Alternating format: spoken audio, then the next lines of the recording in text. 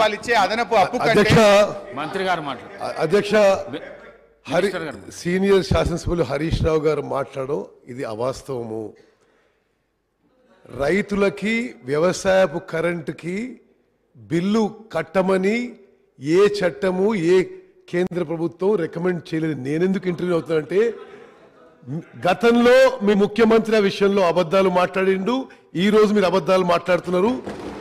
Bill కట్టమని చెప్పలేదు. నేను ఆ పార్లమెంట్ కమిటీ సభ్యుణ్ణి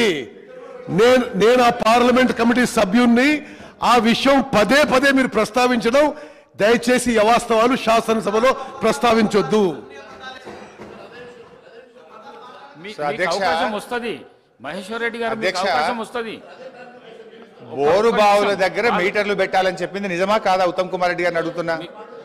బోరు బావుల దగ్గర మీటర్లు పెట్టాలని నిజమా కాదా? అధ్యక్ష, ఒకవేళ రైతుల నుంచి బిల్లు వసూలు చేయాలని చెప్పి ఆ రిఫార్మ్స్ లో ఉన్నట్టుగా హరీష్ రావు గారు శాసనసభలో ఇప్పుడే చెప్పారు.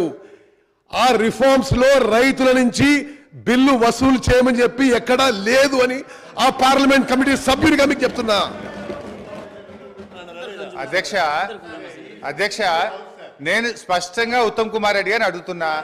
బోరు బావుల దగ్గర మీటర్లు పెట్టాలి, ఎంత కరెంటు కాల్చినరో లెక్క తేల్చాలని ఆ రిపోర్ట్ లో ఉందా లేదా అది చెప్పండి.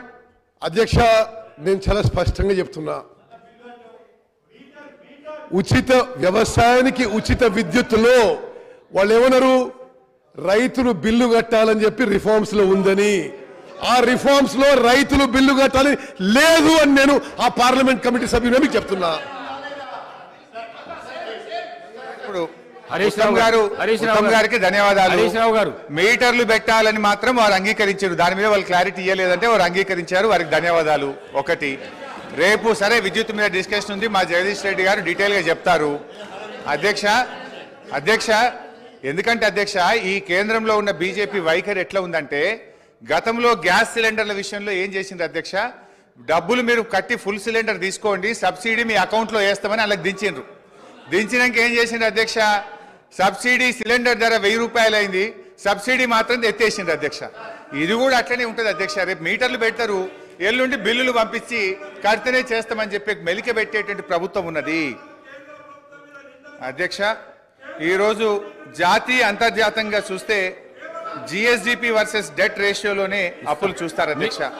ఇందాకనే నేను చెప్పినట్టు ఆర్బీఐ స్టేట్ ఫైనాన్షియల్ ప్రకారంగా అప్పులు తక్కువగా తీసుకున్న రాష్ట్రాల్లో తెలంగాణ. దేశంలో 22 రాష్ట్రాలు తెలంగాణ కంటే ఎక్కువగా ఉన్నాయి. ఒకసారి జిఎస్డిపి టు డెట్ రేషియో ప్రకారం కొన్ని రాష్ట్రాల రుణాలు చూస్తే పంజాబ్ 48.7%, రాజస్థాన్ 40.6%, కేరళ 38.9%, ఉత్తరప్రదేశ్ 36.4%, తమిళనాడు 31.5%, మధ్యప్రదేశ్ 29.8%, ఛత్తీస్గఢ్ 28.6%. కానీ తెలంగాణ తీసుకున్న రుణం కేవలం 28.2%. ఇది ఆర్బీఐ తేల్చినటువంటి లెక్క అధ్యక్ష. ఈ పట్టిక కావాలంటే గౌరవ సభ్యులందరికీ కూడా నేను పంపిస్తాను అధ్యక్ష. ఈ అత్యధిక రుణాలు తీసుకున్న పంజాబ్, రాజస్థాన్ రెండు కూడా నిన్న మొన్నటి దాకా కాంగ్రెస్ పార్టీ అధికారంలో ఉన్న రాష్ట్రాలే అధ్యక్ష. అదేవిధంగా అధ్యక్ష, దేశంలో ఎప్పటి నుంచో ఉండి స్థిరపడ్డ రాష్ట్రాలు, ఆర్థికంగా బలపడ్డ రాష్ట్రాలు తెలంగాణ కంటే ఎక్కువ అప్పులు తీసుకున్నాయి. వివక్షతో, విద్రోహంతో విధ్వంసమైన తెలంగాణ పునర్నిర్మాణం కోసం, ప్రజల ఆకాంక్షల్ని వేగవంతంగా తీర్చడం కోసం తెలంగాణ అప్పు వాటికన్నా చాలా తక్కువగా ఉన్నది అధ్యక్ష. తెలంగాణ రాష్ట్రానికి ఎక్కువ శాతం రుణాలు దీర్ఘకాలిక రుణాలు. ఈ రుణాలు 58% 10 ఏళ్ల తర్వాత చెల్లించాల్సినవి. రీపేమెంట్ ఒత్తిడి కూడా తక్కువగా ఉన్న రాష్ట్రం మనది. ఇది ఆర్బీఐ చెప్పిన లెక్క. ఆర్థిక పరిపుష్టి ఉన్న రాష్ట్రం కావడం వల్లనే రీపేమెంట్ కెపాసిటీని దృష్టిలో ఉంచుకొని అప్పు ఇచ్చిన సంస్థలు కూడా తక్కువ వడ్డీకే రుణాలు చెల్లించేందుకు ముందుకు వచ్చాయి. వడ్డీ చెల్లింపుల విషయంలో తెలంగాణపై ఉన్న ఒత్తిడి కూడా తక్కువనే అధ్యక్ష. అవి చూస్తే ఒకసారి పంజాబ్ 24.4%, హర్యానా 23.5%, బెంగాల్ 20.6%, తమిళనాడు 20%, గుజరాత్ 15.1%, తెలంగాణ కేవలం 15% మాత్రమే అధ్యక్ష. అదేవిధంగా అధ్యక్ష, ఇవాళ వాళ్ళు నేను ఇందాక చెప్పే ప్రయత్నం చేసిన అప్పుల పరిమాణాన్ని ఎక్కువగా చూపించేందుకు కార్పొరేషన్ లోన్లను కలిపి ఇదంతా ఎక్కువగా తీసుకున్నారని చూపేటువంటి ప్రయత్నం చేస్తున్నారు. ఉదాహరణకు సివిల్ సప్లైస్ కార్పొరేషన్ ఉంటుంది అధ్యక్ష. సివిల్ సప్లైస్ కార్పొరేషన్ ద్వారా మనం అప్పు ఎందుకు తీసుకుంటాం అధ్యక్ష? It is a temporary arrangement.